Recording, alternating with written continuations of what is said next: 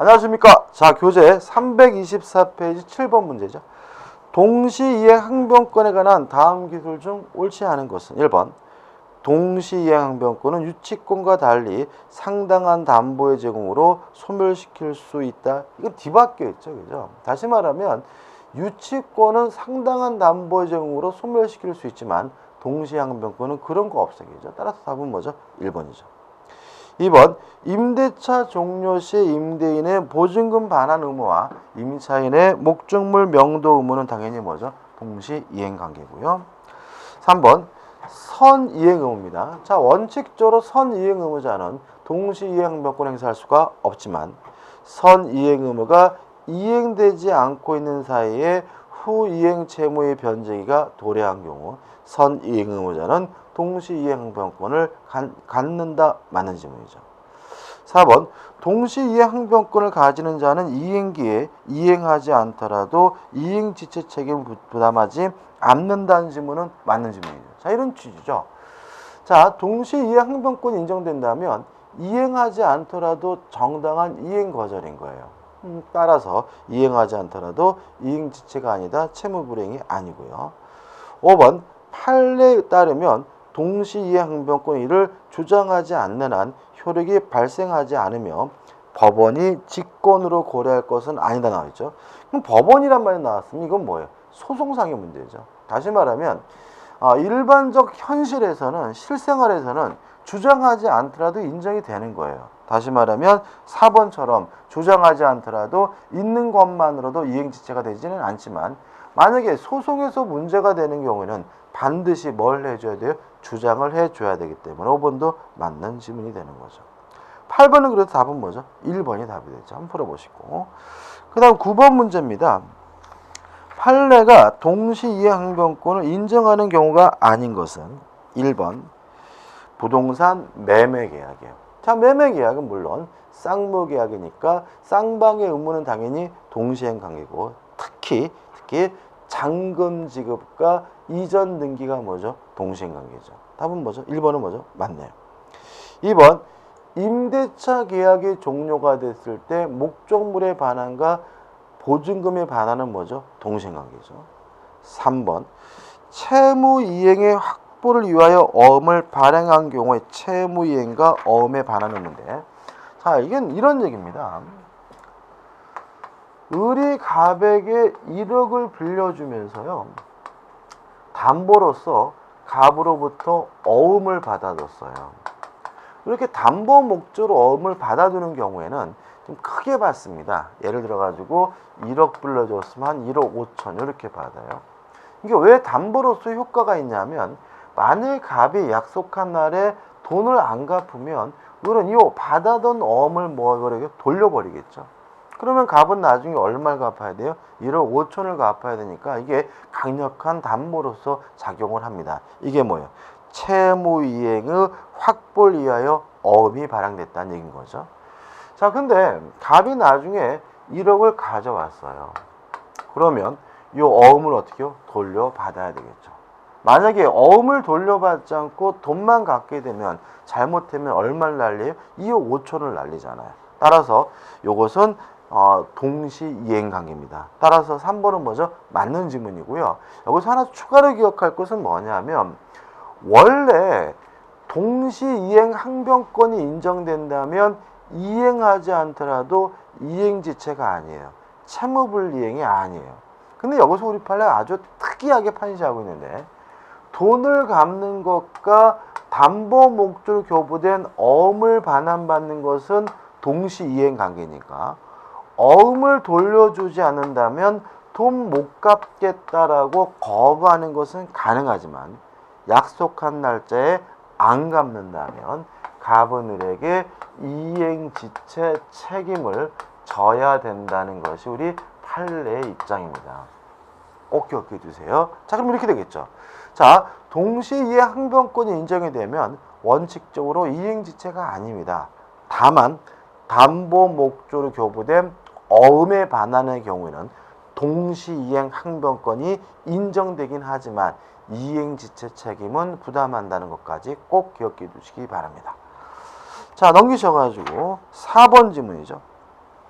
특정 채무의 담보를 위하여 경료된 채권자 명의의 소유권 이전 등기의 말소 청구권, 말소 청구이죠. 그러면 이 소유권 이전 등기 진짜 이전 등기가 아니라 뭐죠? 양도 담보죠. 자, 우리가 변제와 담보 말소는 뭐가 아니에요? 동시인 관계가 아닙니다. 따라서 소유권 이전 등기의 말소 청구와 피담보 채무의 변제는 동시인 관계다 X가 되고요. 항상 요게 답이 되네요. 뭐 상식적으로 말씀드리면 이런 얘기죠. 제가 은행에서 돈을 빌리고 저당권을 설정했거든요. 대출금을 갚으러 가가지고 은행 여직원한테 자, 저당권 말소해 주시오. 안 말소하면 나 돈 못 주겠어라고 해봤자 여직원이 뭐죠? 콧방귀도 안 낀다. 웃긴 사람이 다 있나고 쳐다본단 말이죠. 먼저 돈을 갚고 영수증을 받아뒀다가 그 영수증을 이용해서 나중에 담보를 뭐 하는 거죠? 말소하는 겁니다. 따라서 변제와 담보 말소는 뭐가 아니에요? 동시인 관계가 아니기 때문에 답은 뭐죠? 4번입니다. 그 다음 5번도 좀 조심하셔야 되는데, 자, 우리가 민법 시작하면서 앞부분에서 반사회적 법률 행위를 했어요. 그때 인간이면 당연히 하는 행동, 세금 회피는 인간 본성의 발현이니까 뭐 하지 않아요? 반사회적이지 않다라고 했죠. 그죠? 아마 우리 수험생들은 이런 얘기 들으면 굉장히 거부감을 느끼시나 봐요. 그래서 자꾸 이게 틀리시게 되는데, 여러분들 이게 여담이지만 이번에 그 국무총리 지명이 됐잖아요. 근데 그 양반이 지명받는 날 뭐 하셨어요? 그동안 밀린 세금, 뭐 소득세니 뭐니 하고 싹 냈죠. 그죠? 다시 말하면 법을 잘하는 분들은요 세금 잘 안 내요. 왜 그러겠어요? 지금 국무총리 지명되신 분이 법무부 장관이시죠? 그 양반이 뭐예요? 변호사시고 전직 검사시잖아요. 그러니까 이 양반도 법대에 들어가서 1학년 때 뭘 배웠겠습니까? 세금 회피는 인간 본성이 발현이니까 반사회적이지 않다라고 배우셨겠죠. 법조인들이 그래서 세금 안 내려고 엄청 노력합니다. 그러니까 일반인들이 오히려 법 모르시는 분들이 세금 내려고 굉장히 노력하시는 거예요. 아무튼 세금 회피는 인간 본성의 발현이니까 뭐 하잖아요? 반사회적이지 않아요. 자, 그럼 생각해보죠. 자, 양도소득세는 누가 내야 되는 거예요? 양도하는 사람, 매도인이 내야 되는 거죠. 근데 만약에 그 양도소득세를 매수인이 부담하기로 했어요. 유효겠죠. 반사회적이지 않겠죠. 어차피 이것도 매도인 입장에서 뭐 하려고요? 세금 안 내려고 하는 거잖아요. 이것도 반사회적이지 않고 어떻게 해요? 유효한 거예요. 자, 그럼 생각해 보자고요. 자, 1억에 매매 계약을 했는데 양도소득세를 매수인이 부담하기로 했어요. 얼마가 부과될 거냐면 2천만 원이 부과될 거예요. 그러면 이 양도소득세를 부담하기로 한 계약도 무효가 아니라 유효라는 말은 이걸 약속대로 뭘 해야 돼요? 지급해야 된다는 의미잖아요. 그러면 실질적으로 이 사람은 이 부동산을 얼마에 구입한 거예요? 1억 2천에 구입한 거죠. 그죠? 따라서 우리 판례는 부담하기로 한 양도소득세는 별거 아니다. 이건 그냥 뭐예요? 매매 대금의 일부인 거다라고 이해하는 것이 우리 판례의 입장인 거예요. 이해되시죠? 따라서 매매 대금의 지급과 이전 등기는 뭐죠? 동시행 관계니까 5번. 양도소득세를 매수인이 부담하기로 하는 약정이 있는 경우에 매수인의 양도소득세 납부 의무와 매도인의 소유권 이전 등기 의무는 당연히 뭐죠? 동시이행 관계입니다. 부담하기로 한 양도소득세액은 뭐로 봅니까? 매매대금으로 이해하게 됩니다. 답은 4번이네요. 10번. 유치권과 동시이행 항변권에 관한 설명으로 옳은 것을 모두 고른 것은? 기억. 유치권과 동시이행 항변권은 점유를 성립요건으로 한다. X죠. 뭐만 점유해야 돼요? 유치권만요. 그죠? 니은번. 유치권은 목적물에 관해 생긴 채권의 담보를 목적으로 한다. 맞죠? 자, 유치권에 의해 담보되는 채권은 모든 채권이 아니라 목적물에 관하여 생긴 채권이어야 되는 거죠. 디귿번. 유치권과 동시이행 항변권은 동시에 서로 병존할 수 있다. 맞아요. 이거 조심하셔야 되는데 우리가 공부하다 보면 유치권 따로 동시항변권 따로 공부하니까 이게 항상 별개 노는 것 같지만 일반적으로 같이 나와요. 예를 들어 가지고요. 제가 시계가 고장이 났어요. 그래서 시계를 수리를 맡겼거든요. 수리비가 얼마 나왔냐면 5만 원. 그러면 그 수리공 아저씨는 시계 수리비 안 주면 시계 못 주겠다라고 뭘 행사하는 거죠? 유치권을 행사하게 되는 거죠. 그죠? 동의하시죠? 그죠? 왜냐하면 그 5만 원은 시계 목적물에 관해 생긴 채권이니까요. 근데 또 가만 생각을 해보면 지금 저하고 그 수리공 아저씨는 계약을 한 거죠. 무슨 계약이에요? 도급 계약입니다. 왜냐하면 시계를 수리해주면 일을 완성하면 5만 원을 지급하기 위한 것이니까 그것도 전형적인 뭐예요? 도급 계약이고요. 쌍무 계약입니다. 따라서 그 시계 수리공 아저씨는 네가 나한테 5만 원 안 주면 시계 수리 못 해주겠다라고 뭐 할 수 있는 거예요? 거절할 수 있는 거죠. 그러면 그 아저씨는 뭐예요? 유치권도 있고 동시항변권도 있고 두 가지 모두 갖게 되는 거죠. 이해되시나요? 그래서 일반적으로 이렇게 쌍무 계약과 관련돼 가지고 유치권이 발생하게 되면 그 채권자는 유치권뿐만 아니라 동시이행 항변권도 함께 갖게 되는 게 일반적이기 때문에 병존할 수 있다는 지문은 맞는 지문이 되는 겁니다. 아주 잘 납니다. 이런 형태의 지문도. 1번 유치권은 독립한 물권인 반면 동시항변권은 이행 거절 권능 채권의 내용에 해당한다는 지문은 뭐죠? 맞는 지문이 되는 거죠. 따라서 답은 5번이 되는 거죠. 11번입니다. 동시이행 항변권에 관한 설명을 틀린 것은 지금 보시다시피 지금 25회 문제니까 작년도 문제잖아요. 두 문제 연달아 나와 있죠. 이 부분에서 반드시 시험 문제를 내기 때문에 그런 거죠. 그러니까 보시면 11번처럼 동시이행 항변권으로 반드시 한 문제를 내고요. 더더군다나 또 무엇과 함께요? 유치권과 비교해서 되는 문제도 한 문제 추가로 되는 경우가 많습니다. 그래서 한 문제 내지 두 문제를 출제하고 있죠. 자, 틀린 걸 찾습니다. 1번 계약 해지로 인한 당사자 상호 간의 원상회복 의무는 동시 이행관계에 있다. 맞죠? 2번 구분 소유적 공유관계가 해소된 경우 공유 지분권자 상호 간의 지분 이전 등기 의무는 동시 이행관계에 있다. 이것도 어떻게 해요? 맞아요. 왜냐하면 이것도 일종의 매매나 교환으로 이해하기 때문에 그래요. 구분 소유적 공유관계 기억나시나요? 개념을 잘 모르시나요? 자, 이런 얘기죠. 한 필지 토지가 있는데 여기까지는 갑, 여기까지는 을 따로따로 구분해서 소유하고 있지만 등기는 전체 토지에 대해서 갑과 을이 공유하고 있는 것으로 등기하고 있으면 구분 소유적 공유라고 하고요. 이걸 우리가 뭐라 하냐면 다른 말로는 상호 명의신탁이라고 합니다. 그럼 구분 소유적 공유라고 한다는 말, 공유를 해소한다는 말은 뭐예요? 한 필지 토지를 분필해 가지고 여기까지는 뭐죠? 갑, 여기까지는 을 이렇게 따로따로 어떻게 해요? 분리해서 등기한다는 얘기거든요. 그럼 생각을 해보세요. 공유라는 것은 공유 지분은 목적물에 대해서는 어떻게 해요? 전부에 대한 권리니까 과거에는 갑의 지분이 뭐죠? 을 토지까지 다 있는 것처럼 등기되어 있고 을의 지분도 어떻게 해요? 갑 토지까지 다 미치는 곳으로 뭐죠? 등기되어 있었는데 이거를 해소하게 되면 요 땅에 있었던 갑의 지분을 요로 몰고 요 땅에 있었던 을의 지분은 요로 미루니까 상호간에 결국은 뭐가 이루어지냐면 교환이 이루어지거든요. 물론 교환은 무슨 계약이에요? 쌍무 계약이고 쌍방의 의무는 뭐죠? 동시이행관계니까 2번은 뭐죠? 맞는 지문이 되겠죠.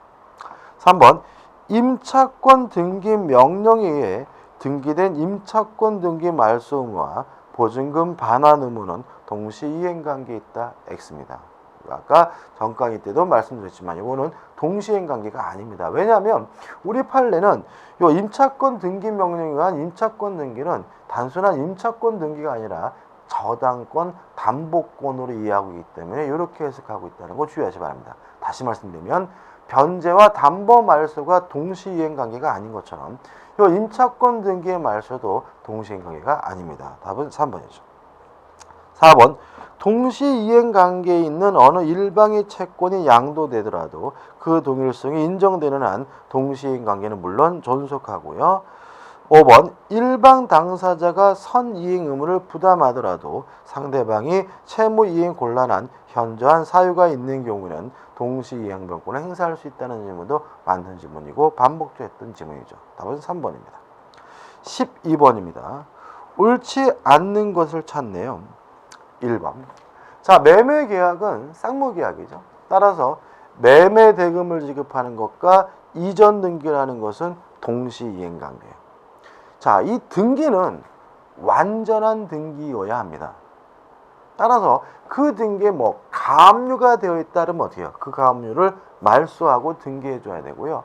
그 등기에 만약에 저당권이 설정되어 있다면 그 저당권 등기를 말소하고 이전 등기해 주는 것이 원칙입니다.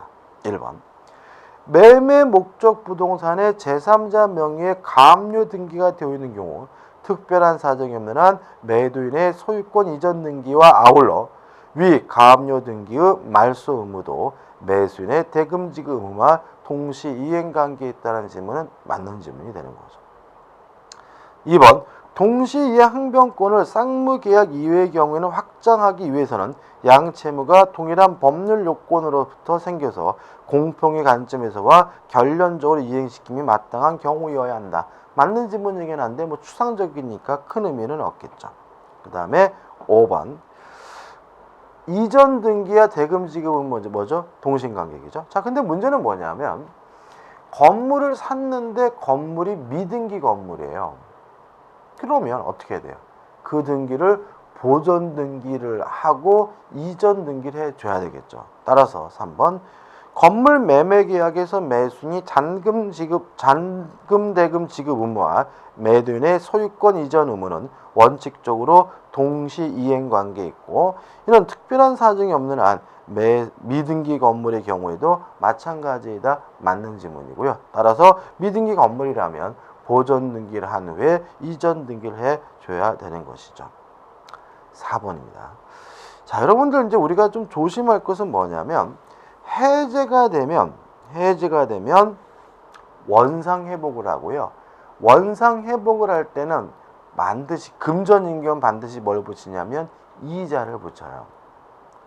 뭐 다른 거는 고려하지 않아요. 따라서 뭐 상대방에게 동시 이행 항변권이 있든 없든 간에 해제가 되면 반환할 금전에 뭘 붙여야 돼요? 이자를 붙여야 되는 거거든요. 따라서 4번. 부동산 매매 계약이 당사자의 일방의 채무 불이행으로 해제된 경우에 매도인이 매매대금 반환 의무와 매수인의 소유권 이전 등의 말소 의무는 동시 이행 관계에 있으므로 매도인이 반환하여야 할 매매대금의 법정 소정의 법정 유율에 의한 법정 이자는 가산되지 않는다. X죠. 다시 한번요. 민법 소정의 법정 이율에 의한 법정 이자는 가산되지 않는다. X가 되는 거죠. 답은 뭐죠? 4번입니다.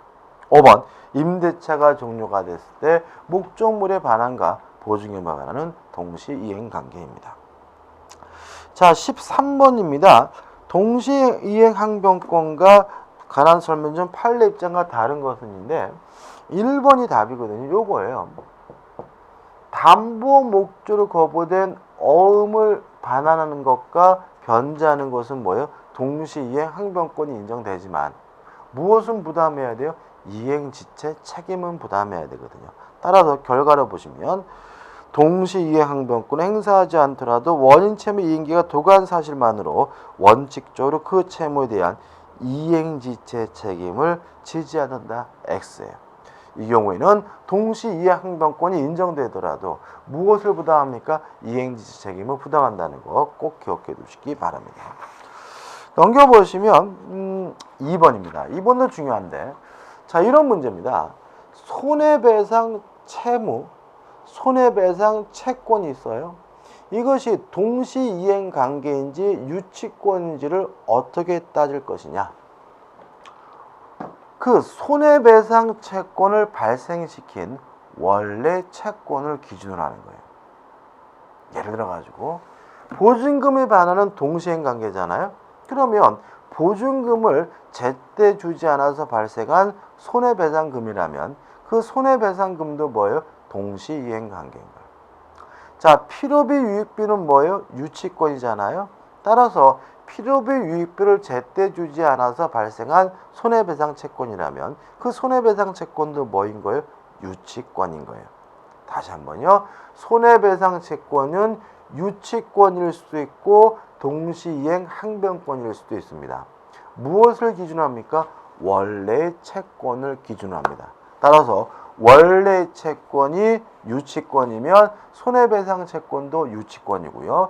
원래 채권이 동시이행 항변권이면 손해배상 채권도 동시이행 항변권입니다. 대단히 중요한 논점입니다. 2번. 동시이행 관계에 있는 쌍방의 채무죠. 그럼 이게 무슨 말이에요? 원래 채무가 동시이행 관계라는 얘기죠. 어느 한 채무가 이행불능이 됨으로 인하여 발생한 손해배상 채무도 여전히 다른 채무와 동시이행 관계에 있다. 맞죠? 그 다음에 3번. 동시이행 항변권을 소멸시키기 위한 이행 또는 이행의 제공은 계속되어야 합니다.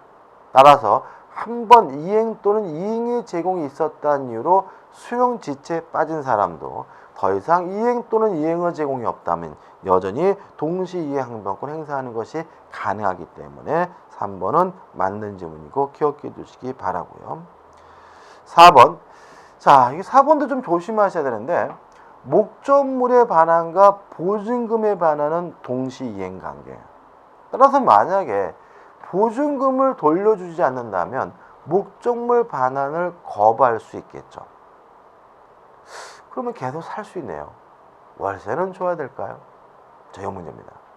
자, 일단 우리 판례는 보증금을 반환하지 않는다면 목적물 반환을 거절할 수 있으니까 임차는 원래의 목적대로 계속해서 사용 수익할 수 있는 거예요. 반환을 거부할 수 있는 거예요. 다만 차임은 지급해야 되는 거예요. 만약에 원래 목적대로 사용 수익하고 있는데도 불구하고 차임을 지급하지 않는다면 보증금에서 그 차임액만큼 뭐 하게 되는 거죠? 공제에 당하게 되는 것이죠. 이해되시죠?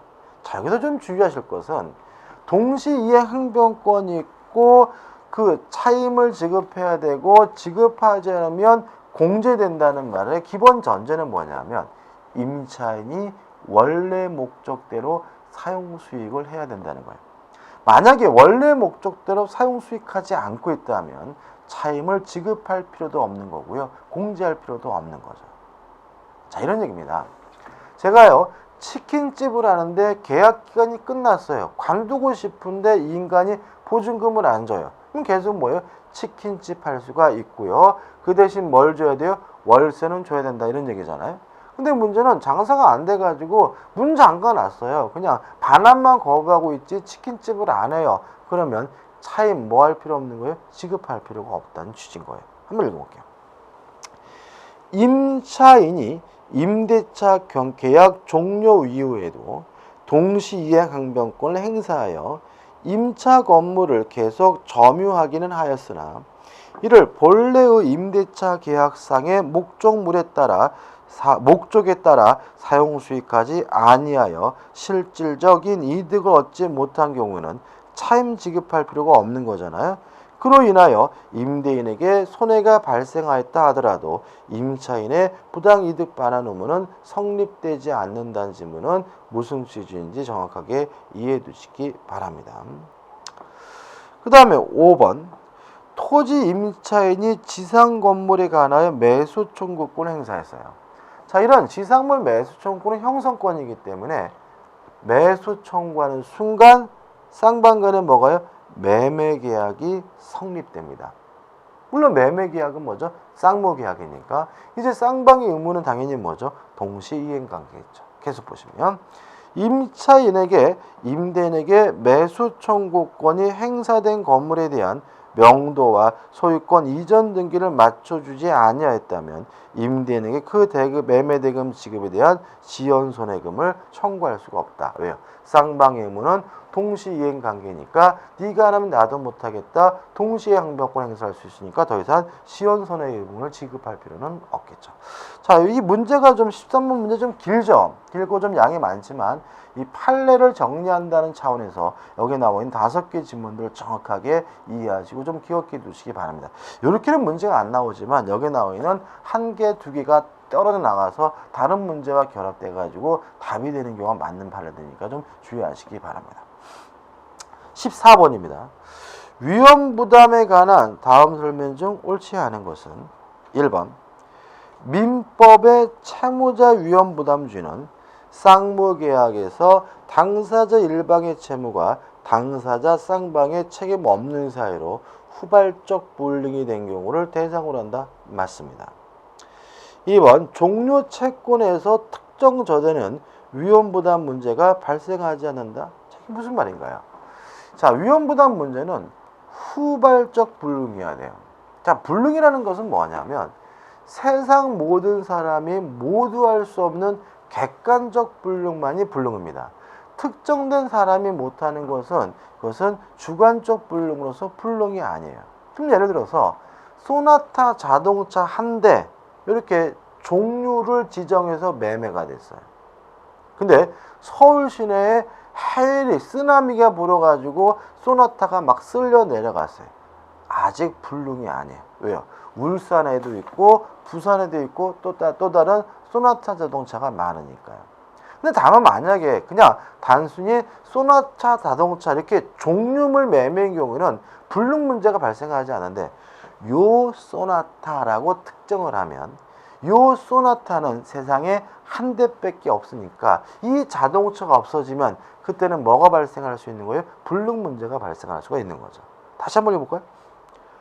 종류 채권에 있어서 특정 전에는 위험부담 문제가 발생하지 않는다. 맞고요. 따라서 특정된 후에는 이것도 마찬가지로 뭐가 발생할 수 있습니까? 위험부담 문제가 발생할 수가 있는 거죠.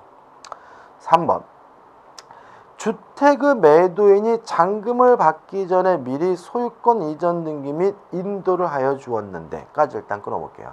자, 원칙적으로 위험은 채무자인 매도인이 부담합니다. 다만 인도가 이루어지게 되면 이제는 채권자인 매수인이 그 위험을 부담하게 됩니다. 다시 한번요. 인도 전에는 매도인이 위험을 부담하고요. 인도 후에는 누가요? 매수인 채권자가 부담을 하게 돼요. 따라서 미리 소유권 이전 등기 및 인도를 하여 주었다면 이제는 위험을 누가 부담해야 돼요? 채권자인 매수인이 그 위험을 부담해야 되므로 옆집에 화재가 나서 연소된 경우 매도인은 매수인에게 잔금을 청구할 수 있다는 지문은 맞는 지문이 되는 거죠. 4번 채권자의 수령지체 중에 채무자의 경과실로 채무를 이행할 수 없게 된 때는 채무자는 상대방의 이행을 청구하지 못한다. X입니다. 왜냐하면 수령지체 중에는 누가 위험 부담해야 돼요? 채권자가 그 위험을 부담해야 되고요. 따라서 이때는 누가요? 채권자가 책임을 져야 합니다. 답은 4번이죠.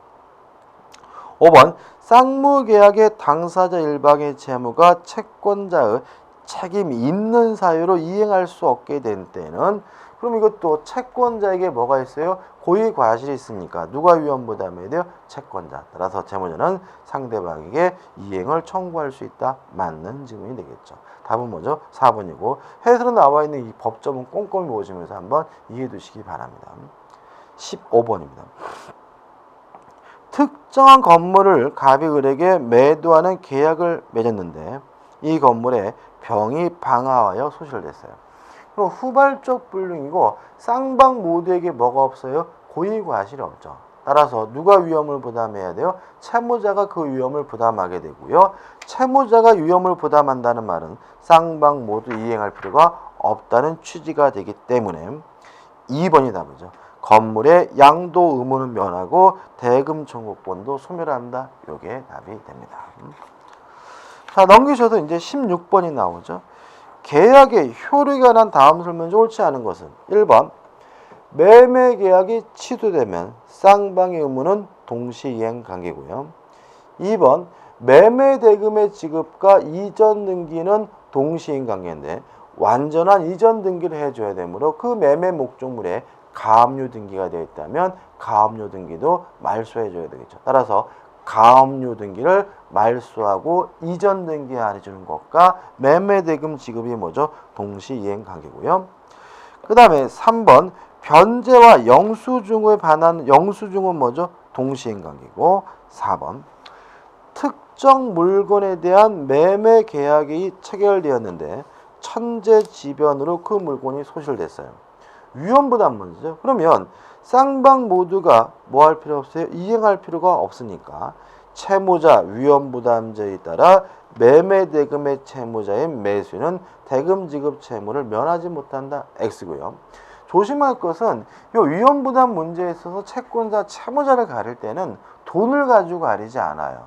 후발적 불능이 된 목적물을 기준으로 채권자, 채무자를 가리기 때문에 채무자는 매수인이 아니라 매도인이 채무자임을 주의하시기 바라고요.